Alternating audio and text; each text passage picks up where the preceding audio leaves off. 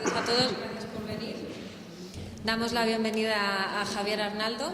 Javier Arnaldo es catedrático de Historia del Arte de Edad Contemporánea en la Universidad Complutense de Madrid. Ha sido durante 10 años conservador adjunto del Museo Thyssen-Bornemisza. Durante esos años ha comisariado importantes exposiciones. Podemos destacar algunas como Analogías musicales, Kandinsky y sus contemporáneos, del año 2003. También 1914, La vanguardia y la gran guerra, del año 2009. Ha sido investigador internacional en Hamburgo, en Weimar y en Londres. Sus investigaciones y posteriores publicaciones han estado centradas en torno a la cultura artística del 1800, a las vanguardias artísticas, y también, por tu profesión, yo creo, ha estado muy involucrado con estudios de museos y en este sentido pues cabe destacar que dirige ahora mismo el grupo de la Complutense Summa, Universidades y Museos. Ha editado muchísimos libros, ha publicado publicaciones colectivas.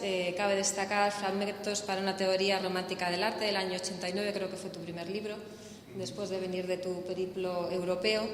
Estilo y naturaleza, la obra de arte en el romanticismo alemán, del año 90. Goethe, naturaleza, arte y verdad, del año 2012. Y Cuando las imágenes tocan lo real, del 2013, también Museografías, de 2015.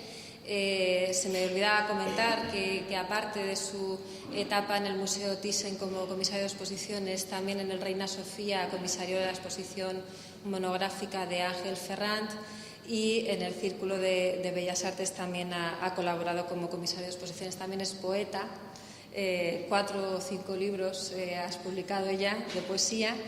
Y bueno, con él iniciamos el ciclo de actividades en torno a la exposición que podemos ver ahora en el museo. Esteban Vicente y Eugenio Granel, Construcciones y Toys. El título de su conferencia es Juguetes, los talismanes del arte moderno. Yo le agradezco enormemente que haya aceptado esta participación en este ciclo de actividades y bueno, sin más, ya le cedo la palabra. Yo tengo aquí... Bueno, muchas gracias, Ana, por esta presentación y, en cualquier caso, por la invitación a participar en el ciclo de actividades que hoy se inicia en torno a la preciosa exposición de Granel y Esteban Vicente con las construcciones y los toys. Confío en que la charla en torno a los juguetes como talismanes del arte moderno sea entretenida. De todos modos, yo, por si acaso, me he traído un timbre pensando en la experiencia de algunas otras conferencias que he impartido y en las que parte del público se dormía. Entraba una grata somnolencia, quizá pues por el ambiente otoñal, la melancolía otoñal, o por el tono monótono de mi voz. Y claro, ahí no funciona. Una conferencia es una comunicación entre el conferenciante y la audiencia, y para ello tenemos que estar todos despiertos. Entonces, los de la última fila que empiezan a dormirse, escuchen la alarma, ¿no?, de este timbre.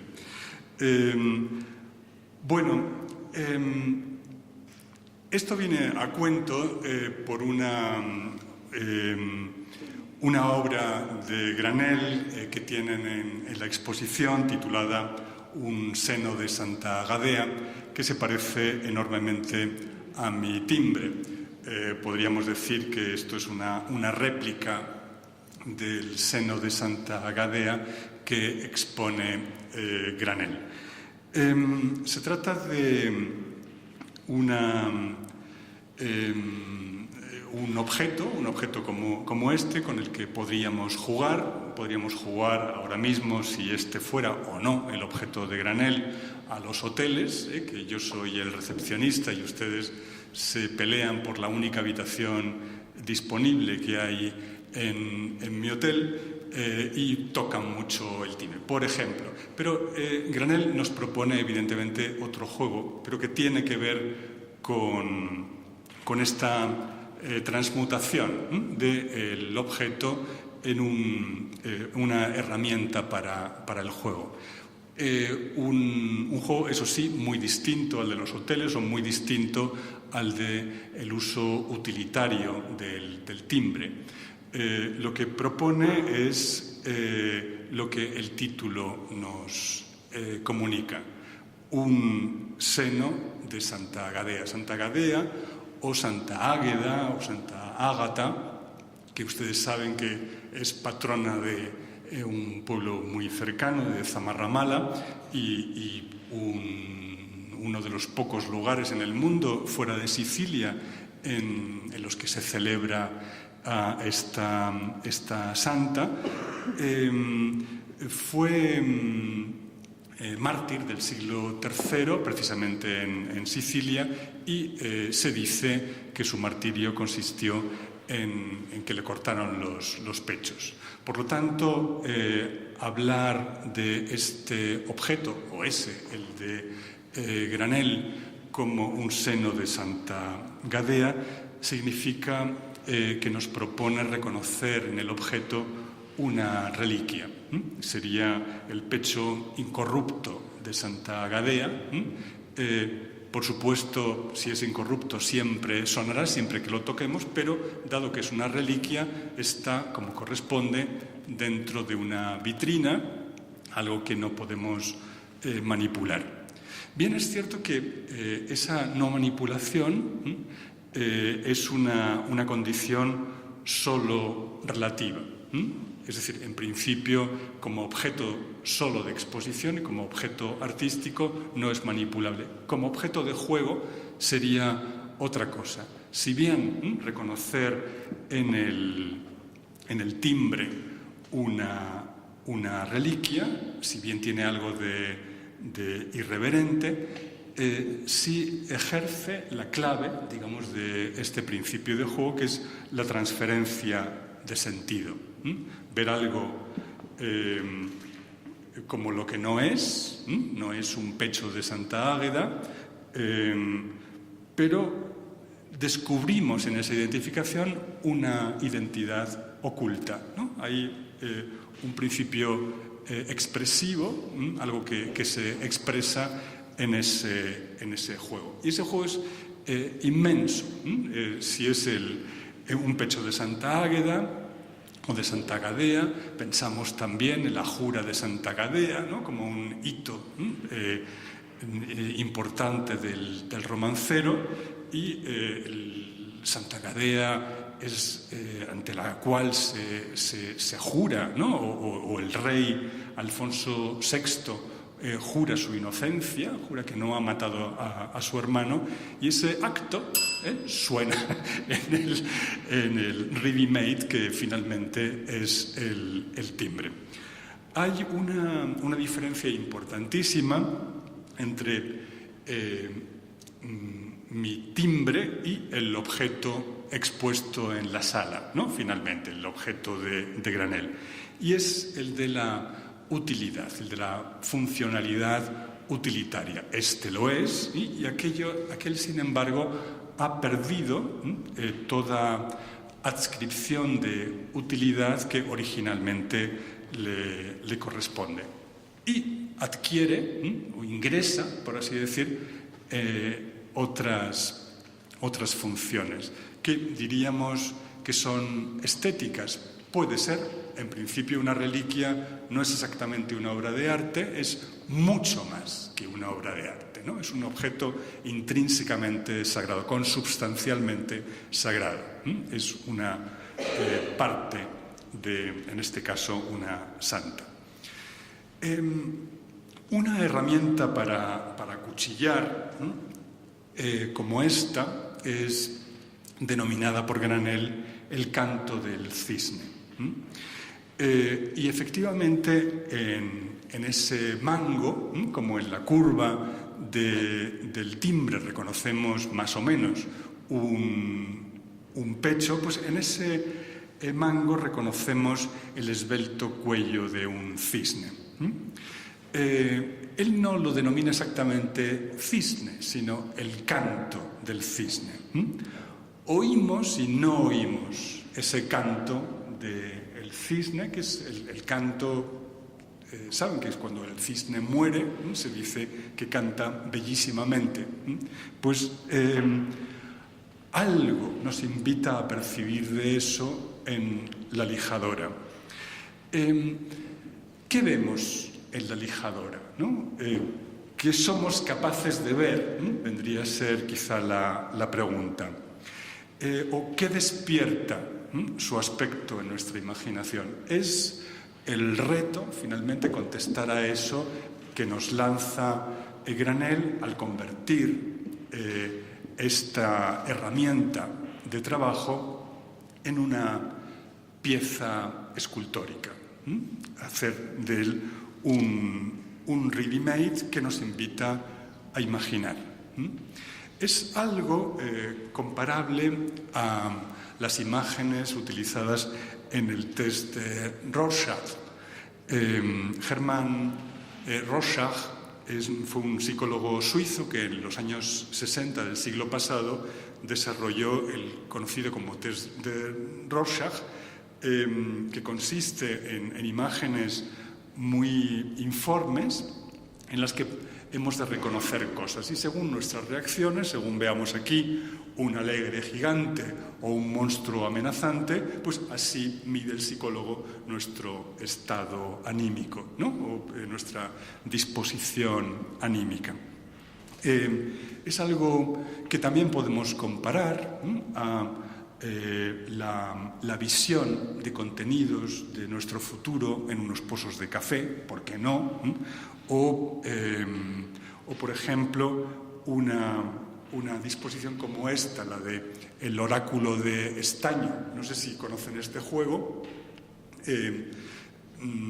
Se suele practicar en fin de año y con cera o bien un estaño muy reducido, que se pueda fundir simplemente con la llama de una vela.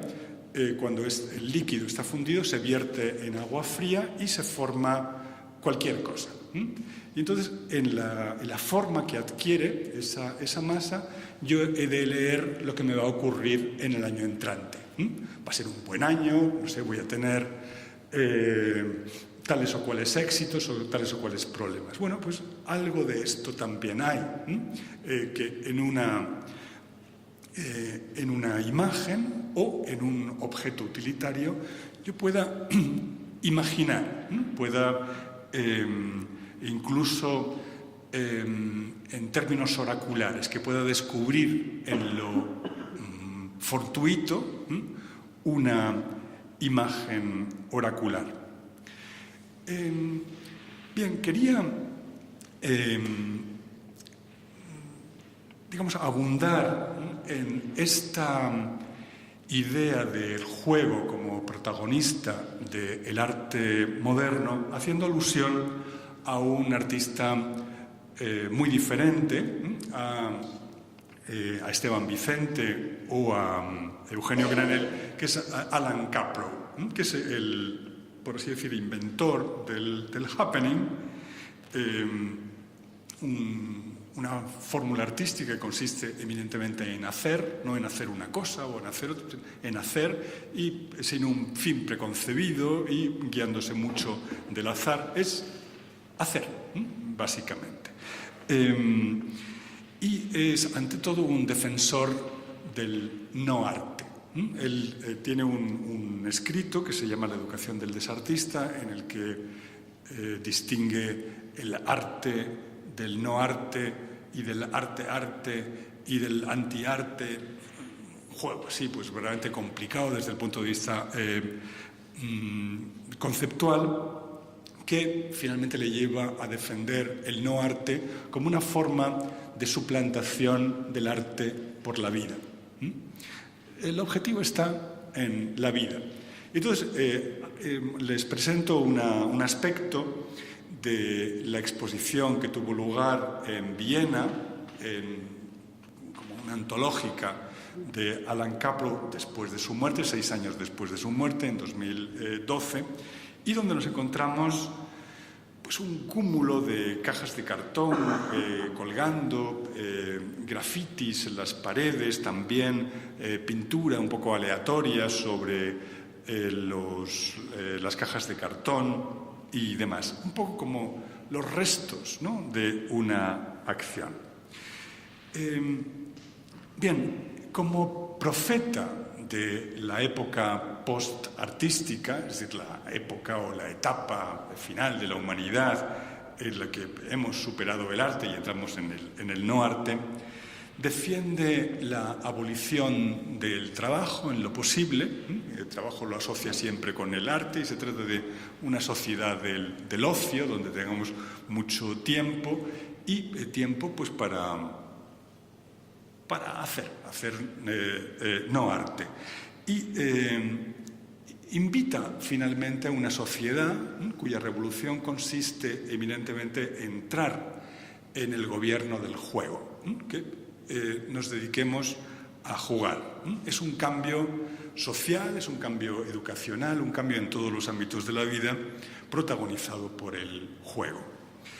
En este libro, La educación del desartista, que se publicó entre los años 71 y 72, porque fue por entregas, escribe, por ejemplo: «Solo cuando los artistas activos dejen voluntariamente de ser artistas, podrán convertir sus habilidades como dólares en yenes, en algo que el mundo puede emplear, en jugar. El jugar como moneda corriente. La mejor forma de aprender a jugar es con el ejemplo, y los desartistas pueden darlo. En su nuevo papel como educadores, todo lo que tienen que hacer es jugar como antes lo hacían bajo la bandera del arte, pero entre aquellos a los que no les interesa dicha enseña». Hay gente que puede no estar interesada por el arte, pero sin embargo sí por el juego. Pues a esos va. Gradualmente el pedigrí del arte irá cayendo en la irrelevancia. Añade, el no arte es un arte del parecido, es como la vida, es decir, apunta similitudes. Esta es una clave importante. No se trata de un arte imitativo, ¿no?, pero sí de un arte que establece analogías, como podemos establecerlas entre esa lijadora de mano y el canto del cisne. Un trabajo de juego analógico, ¿no? Eso, correspondencia o asociación léxica entre formas, puede ser una guía de juego. Y habla además del ready-made, ¿no?, del ready-made tipo el seno de Santa Gadea o tipo el canto del cisne, como una vía interesante para el juego. Leo, por ejemplo: «Después de esto, cualquier cosa que se asemeje a un ready-made se convierte automáticamente en ready-made. El círculo se cierra. Mientras que el arte se inclina a imitar a la vida imita al arte. Todas las palas de nieve en las ferreterías imitan a la de Duchamp en el museo». Se refiere a esta pala que Duchamp vio por primera vez una pala para la nieve cuando llegó a Estados Unidos en el año 15 o 14, pero en el año 15 es cuando definió como escultura o como ready-made o como pieza artística, por así decirlo, una pala de nieve, y la tituló Preludio de un brazo roto. La propuesta de Alan Kaprow es, no se trata de esta pala, es que todas las palas de las ferreterías pueden convertirse para nosotros en ready-mades, pueden servir como de metáfora de un preludio de un brazo roto, o hasta mi timbre, ¿no?, puede convertirse en la reliquia Santa Gadea. Esa expansión, por así decir, del juego del ready-made es lo que ocupaba a Capro. Duchamp lo que hace es redenominar la pala de nieve como objeto artístico, dotándola de unas atribuciones ficcionales. Emancipa a la pala de su utilidad práctica, de su trabajo, en definitiva, del trabajo a la que se debe, para que se deba al ocio, para que se deba al juego. Un ready-made celebérrimo de Duchamp es, como saben, La Fuente, una pieza que propuso para la exposición de la Sociedad de Artistas Independientes de Nueva York en 1917, pero los organizadores la rechazaron, y eso que era una exposición sin jurado, ¿no?, que admitía inmediatamente las obras que presentaban los artistas. Pero vieron que esto pues les estaban tomando el pelo y simplemente no dejaron entrar la pieza en la exposición. Pero el fotógrafo y galerista Alfred Stieglitz la acogió en su taller, y tenemos de por entonces esta fotografía del ready-made hoy desaparecido. Es una subversión manifiesta del orden de autonomía estética, ¿no? Mediante una especie como de hipertrofia del protocolo de exposición. Es, como ven, un urinario que lo ha inclinado, lo ha apoyado en la cara, que debía estar en vertical, y eso es lo que puede justificar el título de fuente, puesto que eso que es la entrada del agua verdaderamente aparece más bien como grifo por el que podría manar el agua. Lo coloca sobre un pedestal y lo firma, incluso le coloca el año de realización, 1917. ¿Qué es esto del orden de autonomía? En principio identificamos una obra artística como un objeto autónomo, dotado de su propia finalidad, o de eso que Kant llamaba una propositividad sin propósito, es decir, tiene una finalidad, pero no un fin específico. Es dueño, por así decir, de su propia conformidad a fin, el objeto artístico. Bueno, eso no le ocurre a un urinario. Un urinario tiene una utilidad externa. Unas tijeras sirven para cortar, un urinario para lo que sirve. Y se le elimina esa finalidad utilitaria para dotarlo del protocolo de lo estético, es decir, aquello que puede corresponder a una escultura. Ese protocolo convierte en inservible el urinario, pero lo transforma en obra de arte. Elimina el valor de uso para dotándolo, mejor dicho, de un valor de exhibición. Es un juego, como ven, basado en la fisión semántica, la ruptura semántica, la ruptura de significado. El objeto significa una cosa distinta a lo que parece cuando entra en la esfera del juego de imaginación, ¿no?, donde nos situamos ante una fuente. Es lo que hace Granel cuando esta licuadora se convierte por el título, por la posición y el título, en El monstruo del lago Ness. Efectivamente, en ese mango, ¿no?, de la licuadora, pues reconocemos un largo cuello de un monstruo. Podría ser, ¿por qué no?, el del lago Ness. Con una simple colocación de un objeto, despierta una imaginería bajo la modalidad del juego, ¿no? Sub specie ludi. Y lo hace resignificando el objeto, que ya no sirve para prensar ni para exprimir, sino para estimular en nosotros la ficción. Y lo convertimos efectivamente en el objeto que encarna el monstruo del lago Ness.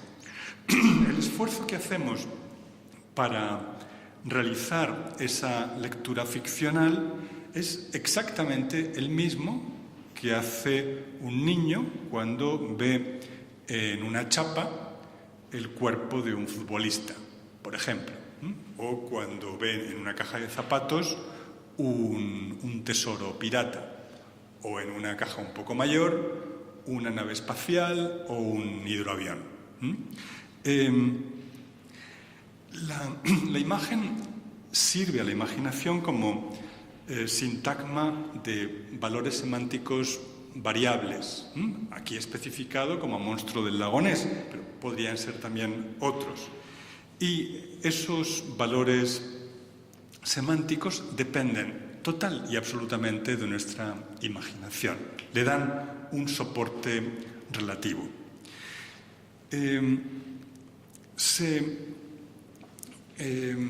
Parece ese ejercicio de la imaginación a los juegos ópticos como este que se publicó en la revista Fliegende Blätter en 1892, conocido como el pato conejo. Es un dibujo que dio muchísimo que pensar a psicólogos, por ejemplo, Joseph Jastrow, que desarrolló pues toda una teoría acerca de las imágenes mentales, ¿no? Vemos con la mente y entonces la mente reacciona de distintas maneras según pues nuestra disposición psicológica, etc. O también a la teoría del lenguaje de Wittgenstein, en las Philosophische Untersuchungen, las investigaciones filosóficas, se refiere a esta imagen, donde la lectura permite significados intercambiables. Lo mismo vemos un pato que un conejo. El significado no está fijado en el significante. El significado lo proponemos nosotros a partir de lo que el significante sugiere. Lo que nos pregunta es esto: ¿qué animales se parecen más entre sí? El pato y el conejo. Y es gracias a esta imagen que lo facilita. Hay múltiples juegos ópticos de este tipo. Este, por ejemplo, es muy posterior, del año 15, de una revista británica titulado Mi esposa y mi suegra. Entonces yo puedo ver a mi esposa o puedo ver a mi suegra. Yo no logro ver a ninguna de las dos, pero sí veo una mujer joven y una mujer más entrada en años. Según la habilidad mental también, pues descubro esa doble identidad más tarde o más pronto. Bueno, es un juego, efectivamente, un juego que se propone a nuestra vista, a nuestra capacidad de visual, pero también a nuestras ganas de jugar, ¿no? Con las imágenes y con la proyección de nuestra imaginación. Granell a veces especifica más por dónde quiere que se oriente el juego, la identificación del objeto. Por ejemplo, aquí podría haber dejado el rallador sin pintar.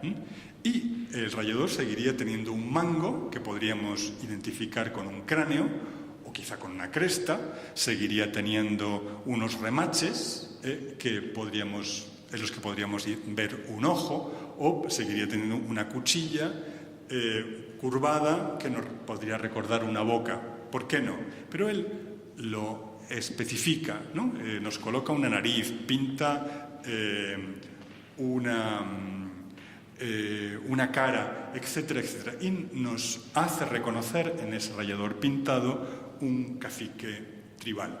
Bien es cierto que las dimensiones de esa representación están como por determinar por nosotros, ¿no? Es decir, que puede hacer las veces de un gran monumento, puede hacer las veces de un personaje vivo, etcétera, etcétera, ¿no? Es decir, cómo juguemos con el cacique tribal en nuestra imaginación corre de nuestra cuenta, está por determinar.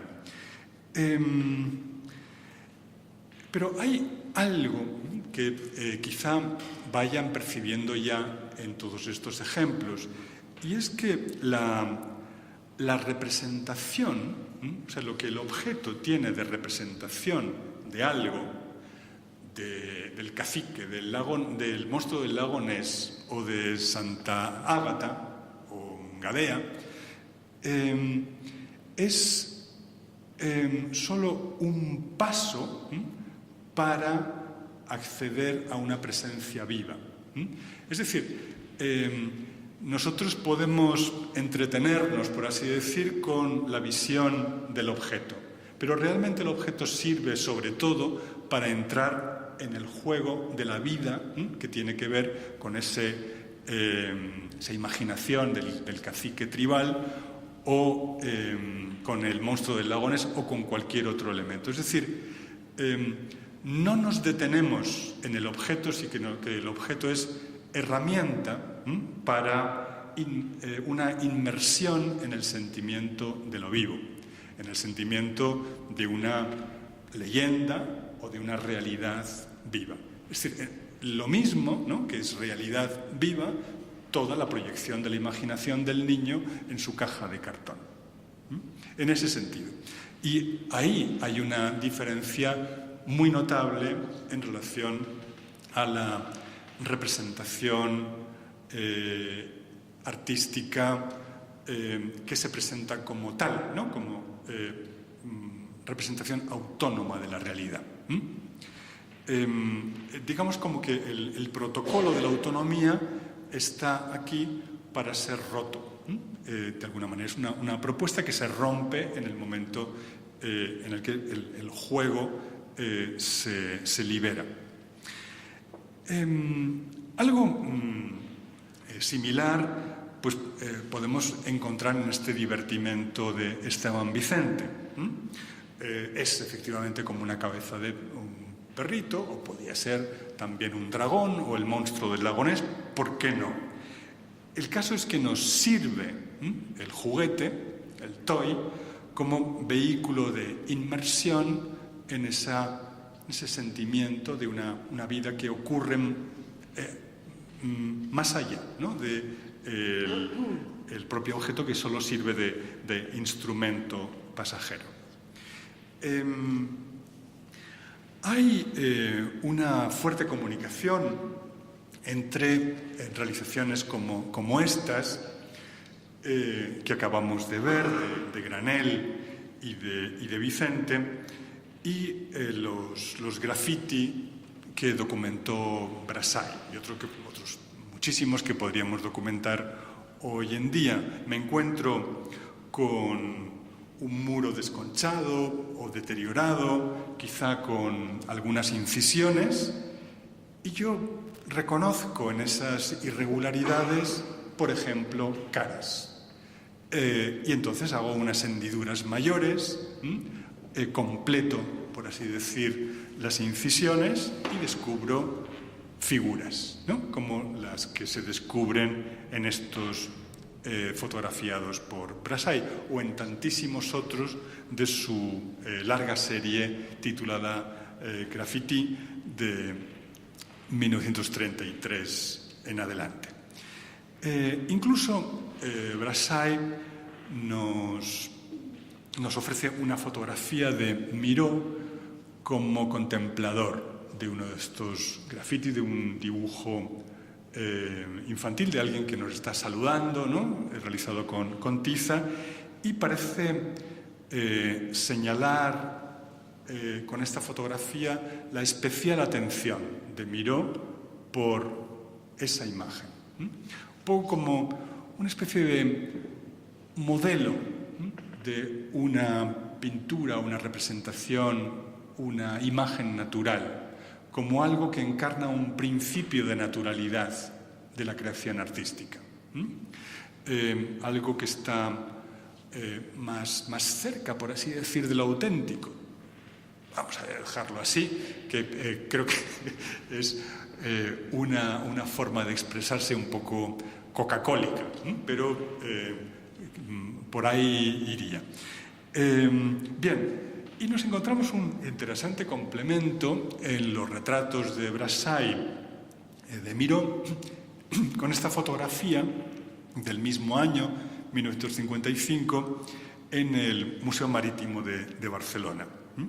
Y se diría que estas poleas y lo que identifico como anclas también, muy pesadas, colgadas en el muro, parecen acompañar la figura de Miró como una plétora de máscaras, ¿no? Máscaras reconocibles así en su fisonomía y que con las que está asomando un mundo primigenio, un mundo de expresión innata, ¿no?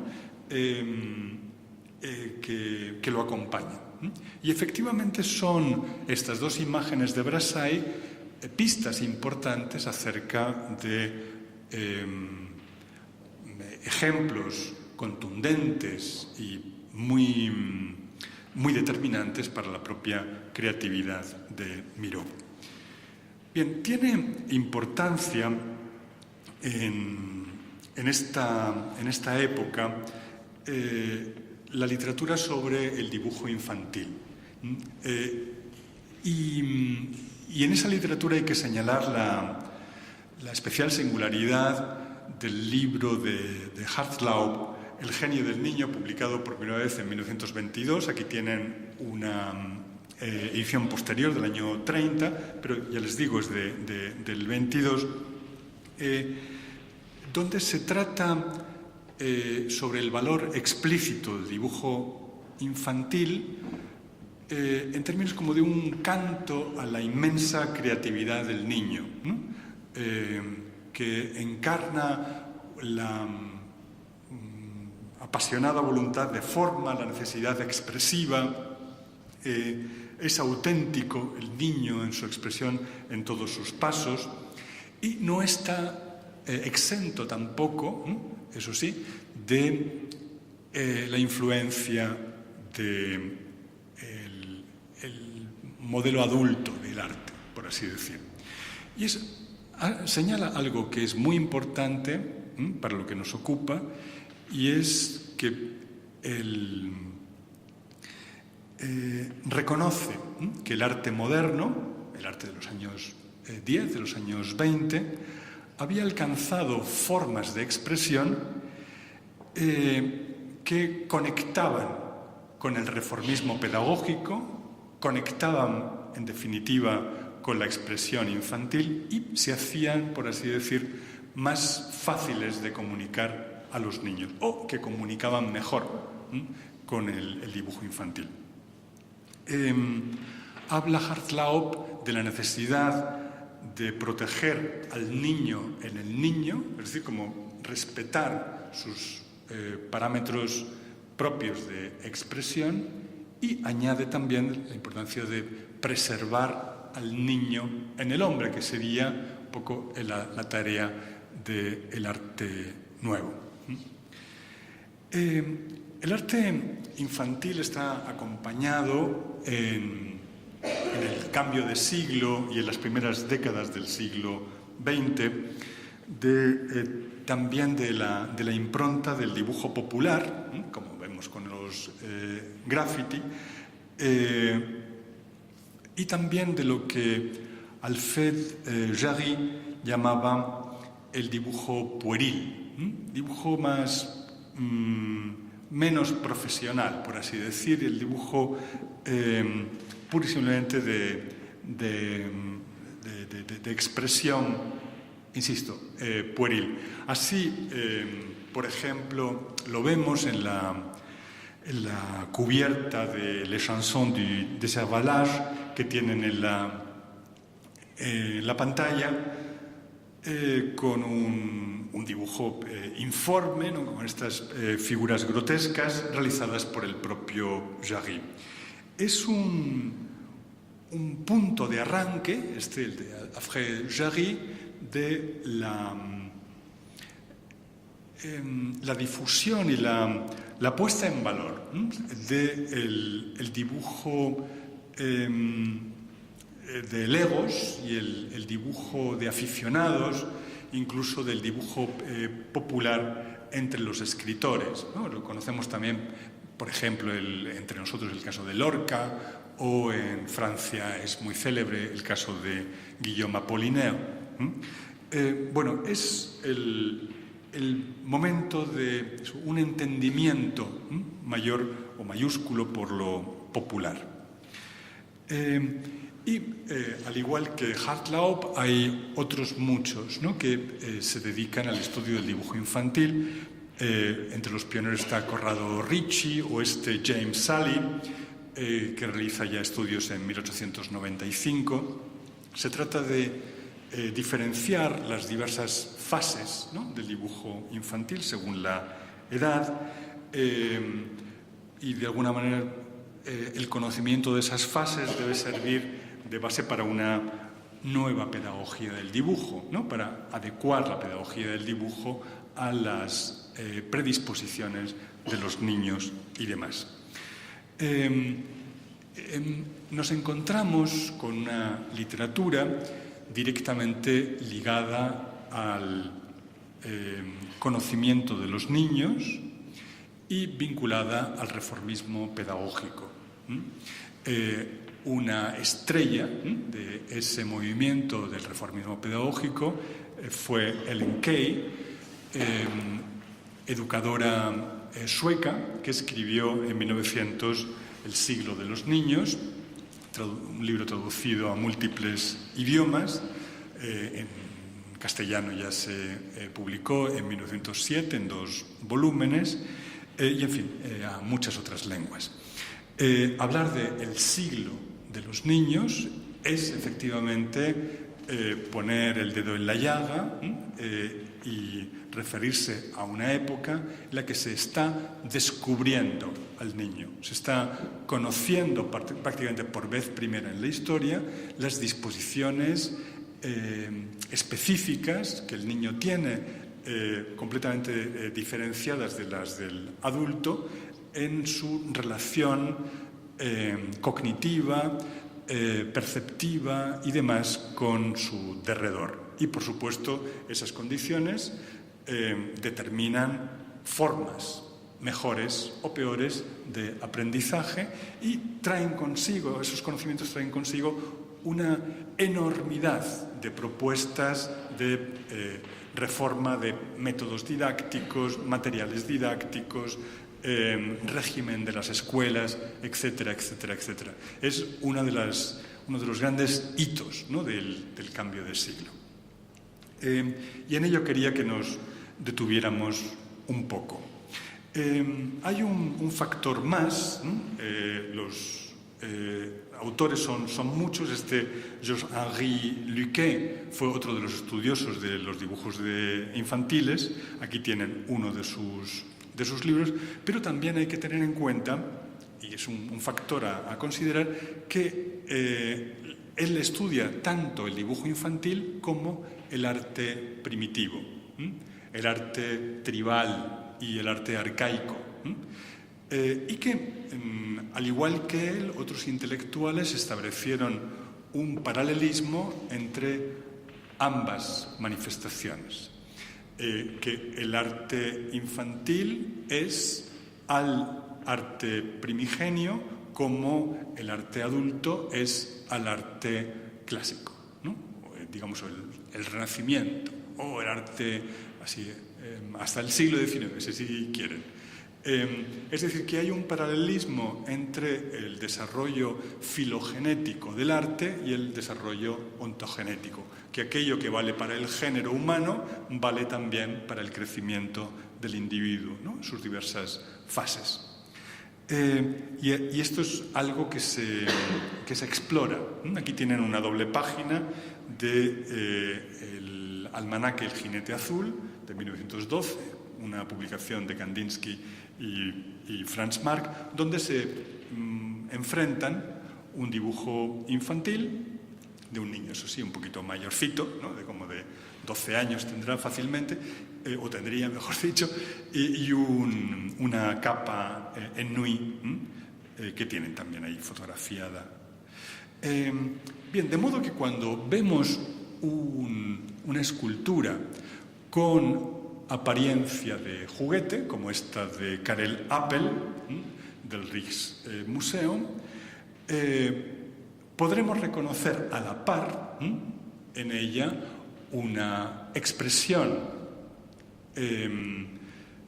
que se remite a las fórmulas infantiles como una expresión que se remite a las artes primevas, ¿no?, o las artes tribales. Esto mismo nos ocurre con tantos divertimentos de Esteban Vicente, que nos están remitiendo a una especie como de estado previo, ¿no?, de la creatividad, que es aquel en el que se desarrolla la expresión como juego. Bien,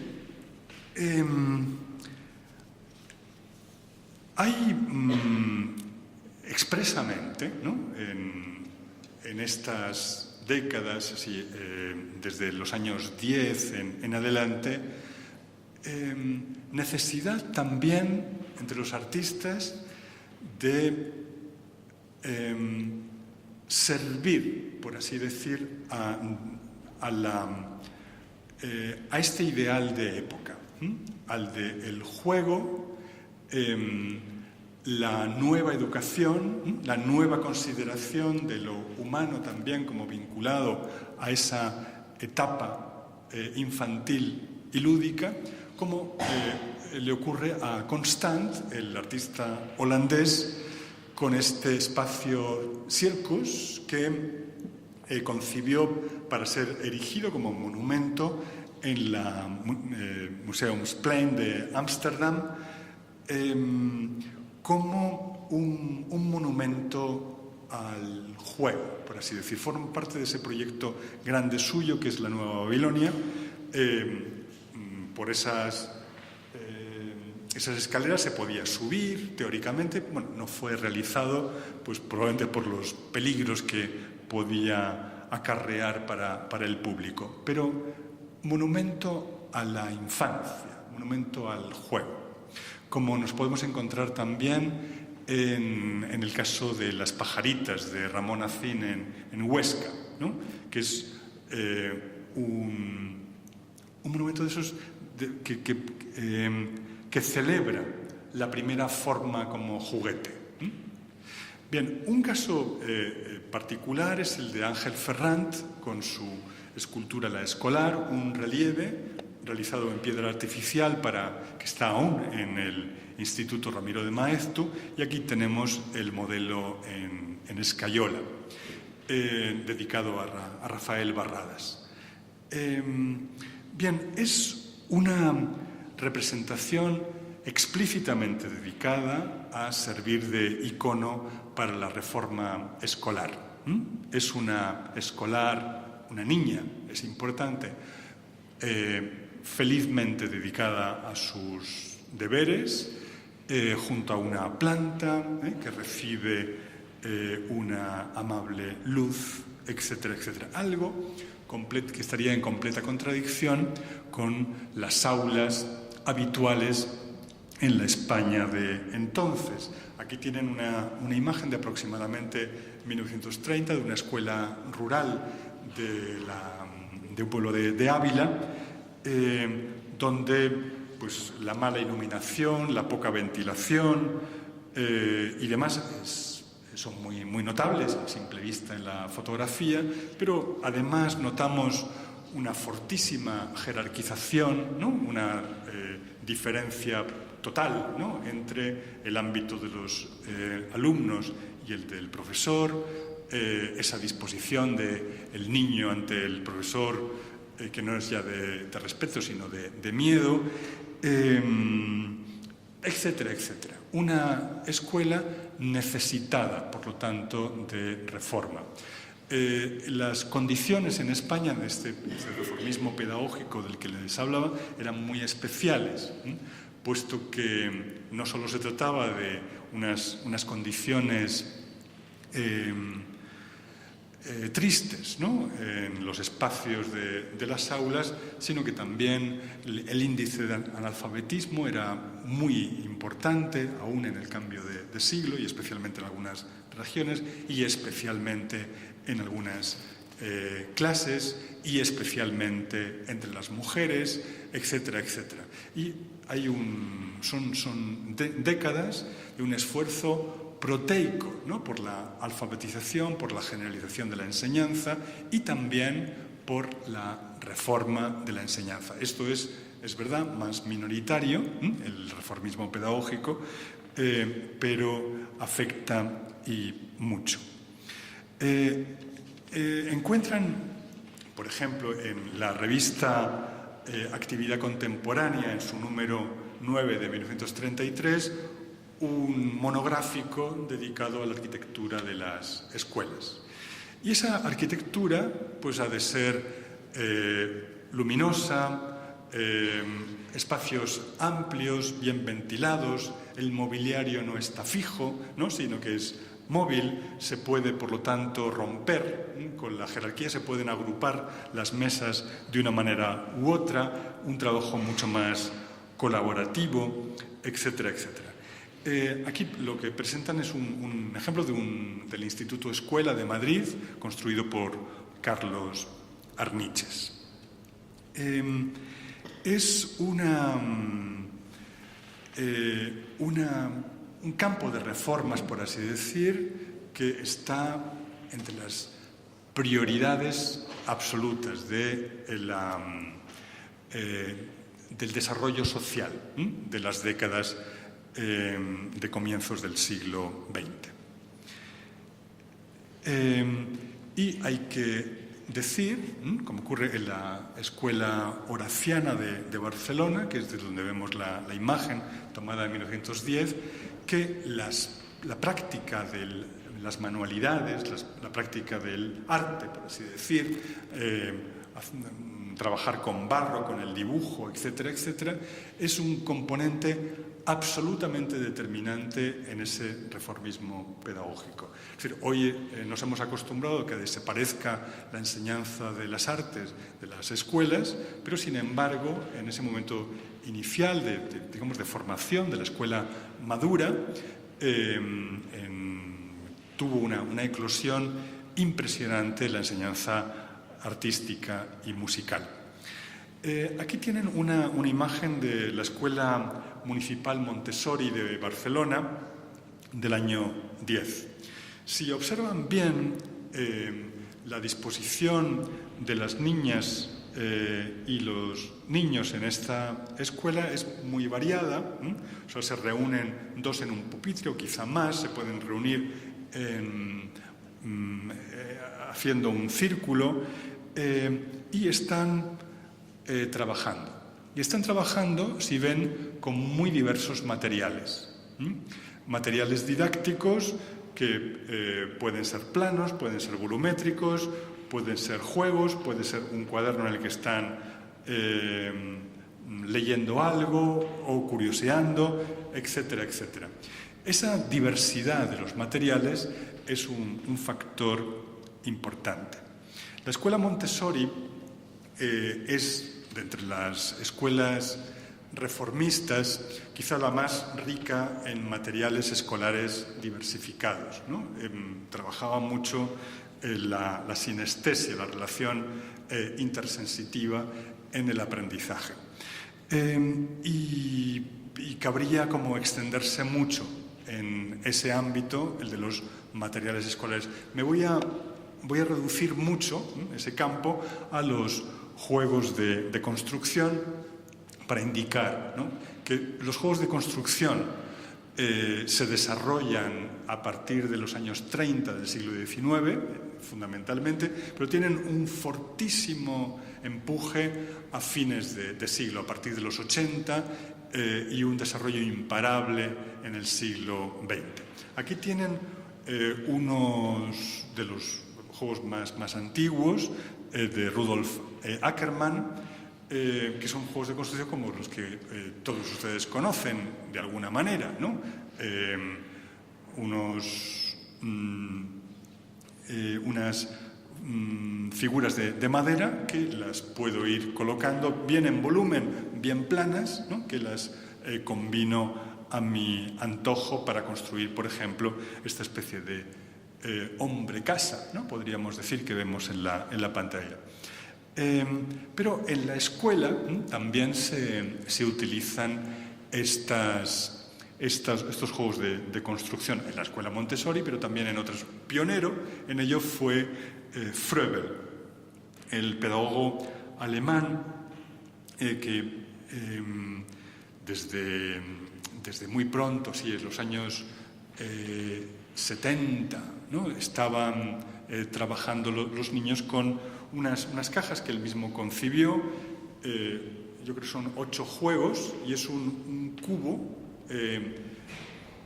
segmentado de diferentes maneras, digamos en diferentes proporciones, de modo que me puedo encontrar con muy diverso número de piezas y con ello invento. Invento, por ejemplo, con los cubos más simples, los que son todos del mismo tamaño, pues puede ser una caja, un trono, la silla del abuelo, puede ser un castillo, etcétera, etcétera. Eso en la imaginación del niño. Estoy jugando, construyendo, realizando, por así decir, figuras, toys o esculturas, como queramos, y les estoy atribuyendo un significado también variable. Y los juegos de construcción, hay que decir que tienen un enorme despliegue también entre los propios artistas. Este juego titulado Dandana, el palacio mágico, es ni más ni menos que de Bruno Taut, el arquitecto que hace una especie como de propuesta de divulgación de sus conceptos arquitectónicos con este juego. O en la propia Bauhaus se desarrollan también juegos como este de Alma Siedhoff-Buscher, ¿no?, con posibilidades parecidas a las que nos encontramos. En la Bauhaus, Johannes Itten, ¿no?, fue el principal promotor de este tipo de trabajos. Decía en una carta de 1920: transformemos las grandes salas del elevado arte del dibujo de figura humana en talleres para los humanos. De las salas de dibujo, de las grandes salas de dibujo, pasemos a talleres para los humanos. Hagamos juguetes para la fiesta trabajando en armonía.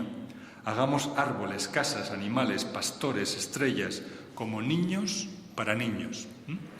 Está proponiendo algo que es como una orientación de lo artístico, pero que es también una propuesta pedagógica, es decir, es una línea de actuación pedagógica para la propia Bauhaus. Y en ello hay una separación, ¿no?, de ese arte, por ejemplo, de representación, como este cuadro de Joaquín Torres de García, La filosofía presentada por Palas Atenea en el Parnaso como 10ª musa, pasar de eso, de la gran sala para el elevado arte del dibujo, a el juguete.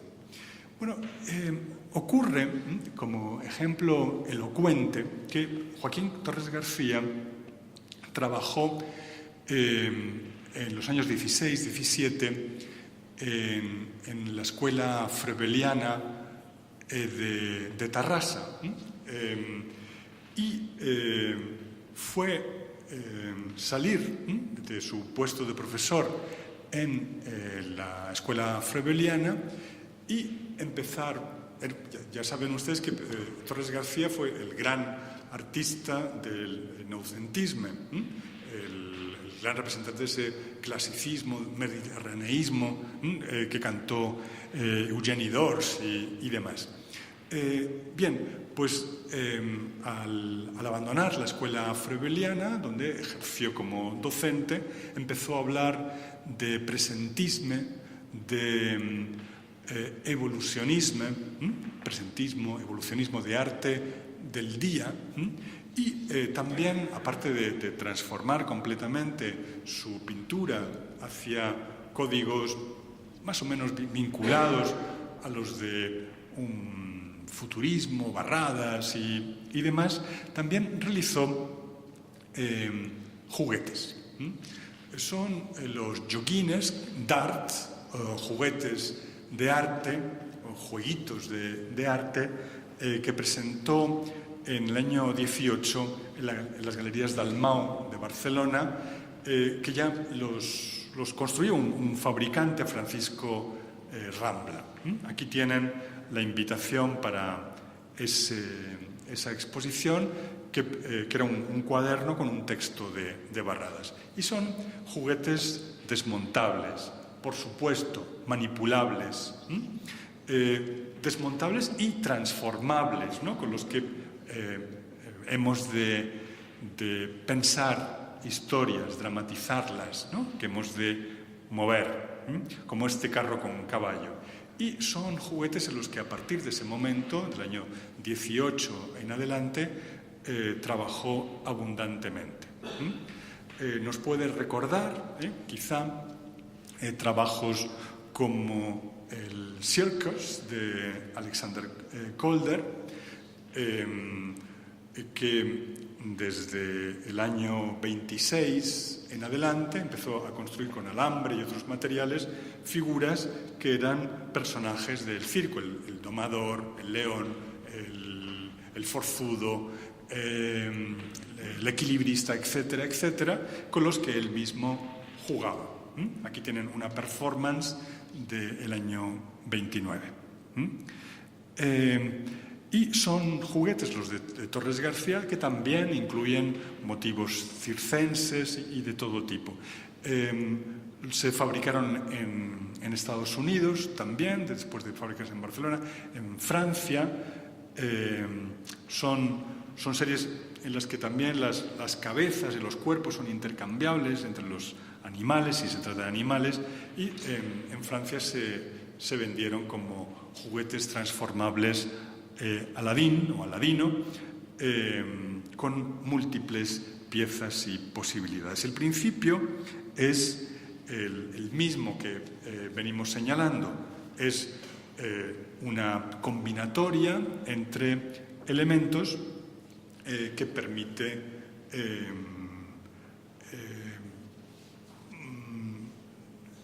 digamos, como transformar las figuras. El juego maestro en esa línea de actuación que les señalo es el tangram, el enigma chino, que es un juego introducido en Europa aproximadamente en 1930 y del que derivan la mayor parte de los juegos de construcciones. Es también, quizá, ¿no?, el más... O sea, se llama enigma chino por tener un secreto especial y una dificultad especial, también la configuración de figuras. Con esta subdivisión del cuadrado en 7 elementos, solo 2 de ellos iguales, el resto desiguales, yo puedo figurar una lechuza y una figura de pie y de rodillas y sentada y un barquero y un afilador, etcétera, etcétera. Hay una infinidad de posibilidades que surgen, ¿no?, de esa combinatoria de los siete elementos que forman esta subdivisión del cuadrado. Bueno, hay una asociación que quiero invitarles a que la hagan, y es el cuadrado negro sobre fondo blanco de Malevich como un tangram, como un tangram negro completo, ¿no?, digamos, que forma el cuadrado completo. Es una pieza tan enigmática o más que la fuente de Duchamp en los inicios del arte de las vanguardias históricas. Presenta innumerables interpretaciones, la cual más alocada, y bueno, hay una posibilidad que es el considerarlo efectivamente como tangram, como juego inmanente, ¿no?, aún no desplegado, como invitación latente al juego. Aparece por primera vez esa figura, el cuadrado negro, precisamente en un juego, que es el despliegue de figurines y escenografías para la ópera bufa Victoria sobre el Sol, que se estrenó en diciembre de 1913 en San Petersburgo, con música de Matyushin, un libreto muy alocado en lengua zahún de Kruchoning, y en la figura del enterrador, así como en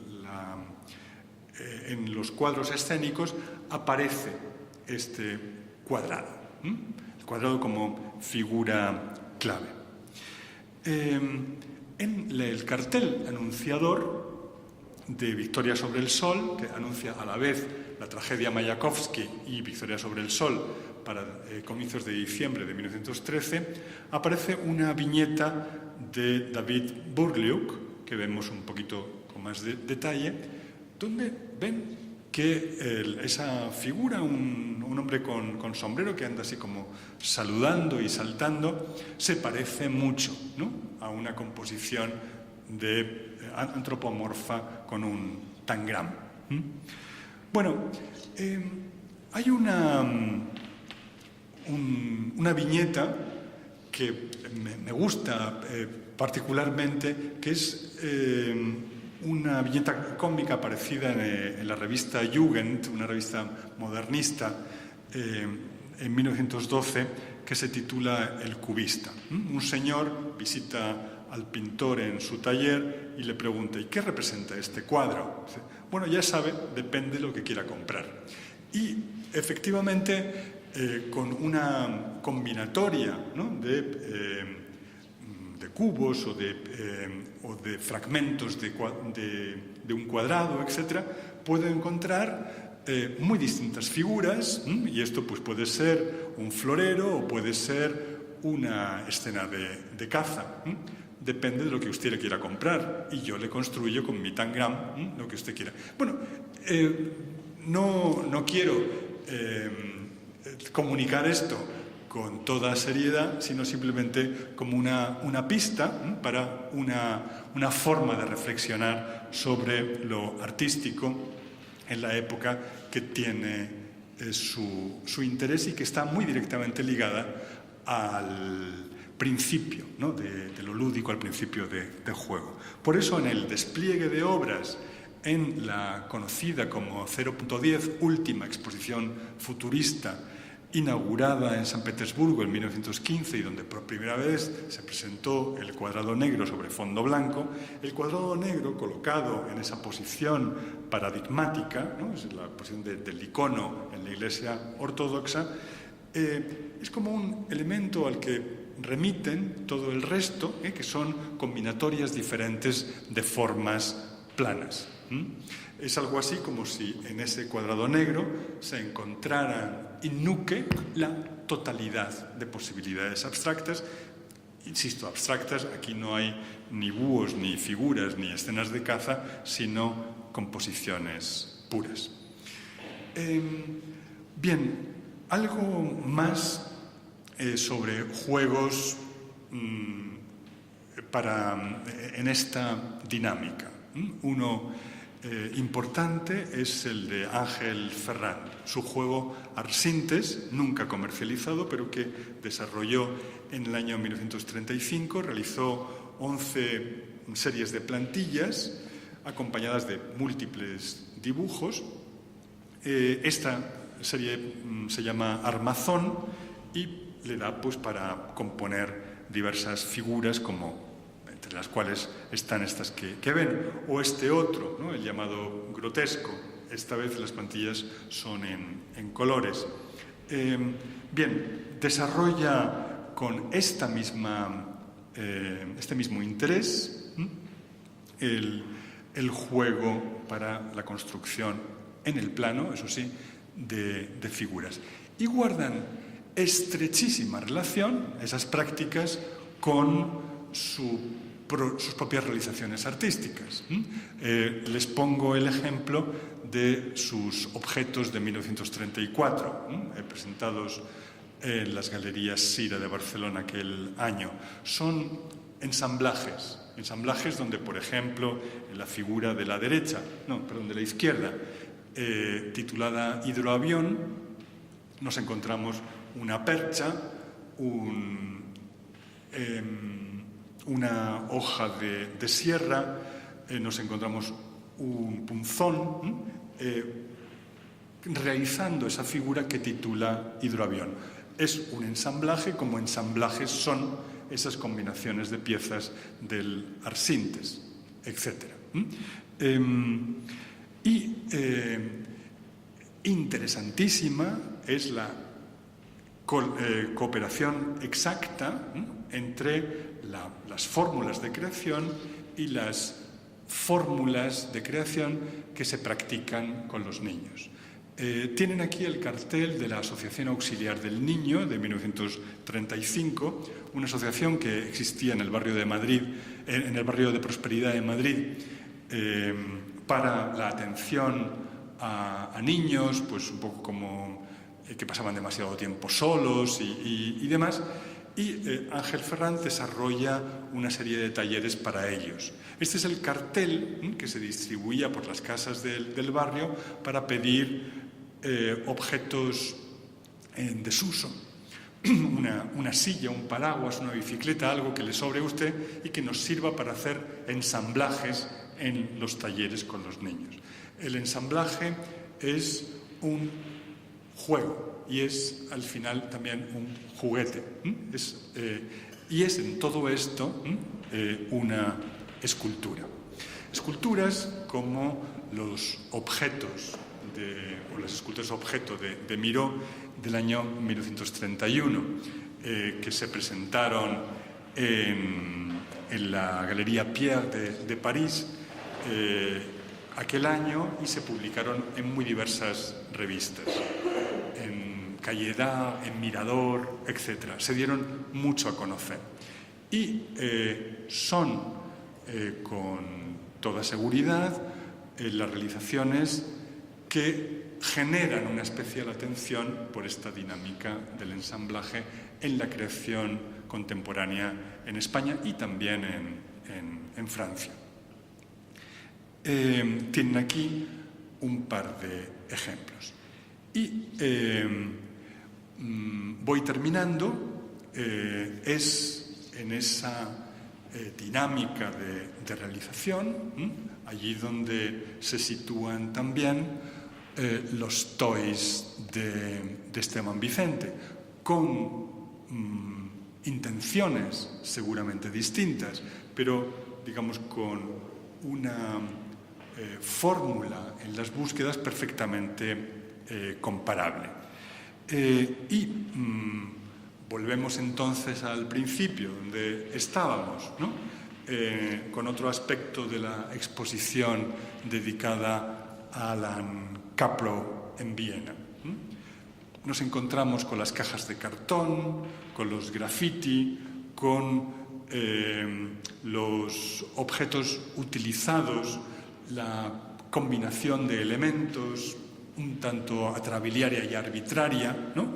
Pero que resulta de una acción, de un aprendizaje, de un haber realizado, hecho, de un contacto con las cosas y un contacto en el que se ha proyectado la imaginación, que era de lo que se trataba.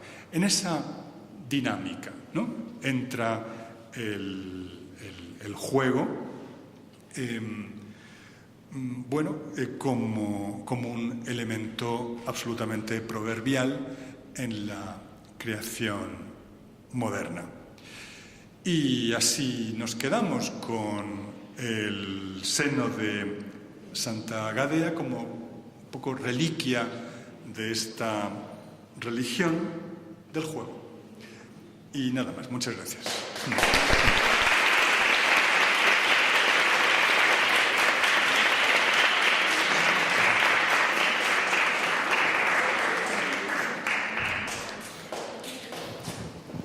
Bueno, está previsto que haya un turno de protestas y...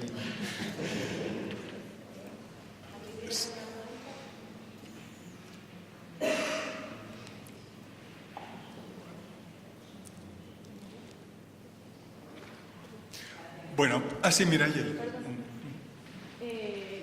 que pregunta quería plantear una reflexión, que es una lectura que yo he hecho de tu conferencia y que no sé si acabo de estar en lo correcto, ¿no? Perdón. No se me oye, así que... Bueno, no sé si me ha oído lo anterior. Sí. Pues entonces sigo. Yo, después de toda la lectura que ha mostrado, acabo entendiendo que el juego, o sea, que los juguetes vienen a ser el resultado de un juego de artista, no un juguete como se entiende. Para que sí que nos ha mostrado algunos juguetes que se han comercializado, pero en realidad no es un juguete para jugar. La gente es un juguete resultado de un juego de un artista, ¿no? He presentado el tema en un sentido muy amplio, lato, no con una especificidad así, ¿no? Como juguete para artista o como trabajo, sino que nos hemos encontrado con todo tipo de ejemplos. Hay algunos que se nos presentan como una obra, guión, juguete, para ser contemplada como tal, es decir, como una realización artística o un ready-made que nos invita al juego imaginativo, un juego visual o de otro tipo. Nos encontramos también con propuestas de artistas que están directamente ligadas a la creación de juguetes, ¿no?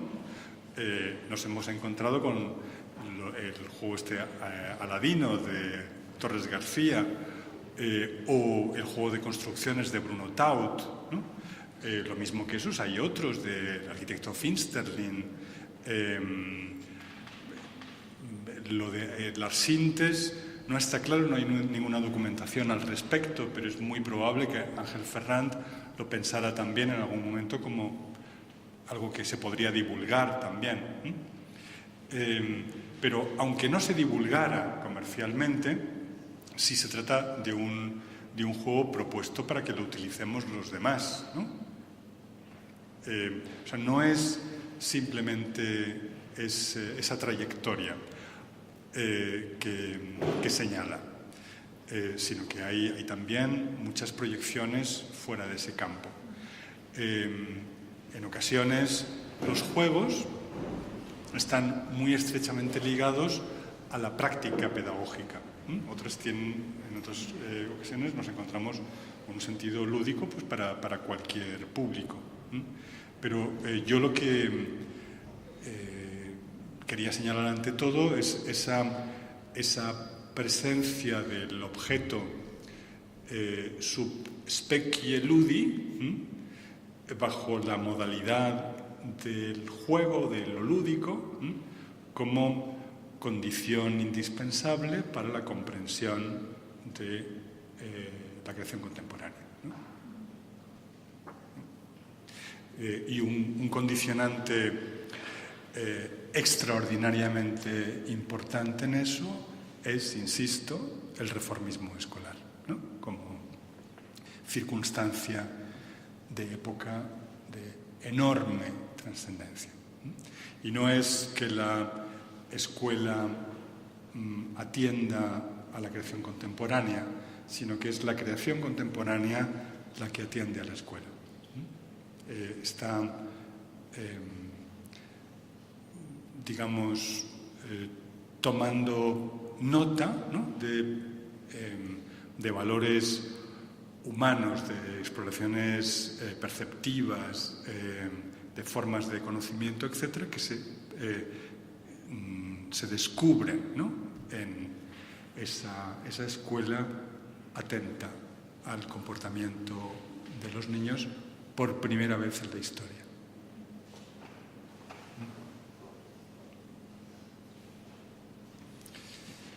Muy bien, pues lo dejamos aquí. ¿Sí? Pues nada, muchas gracias.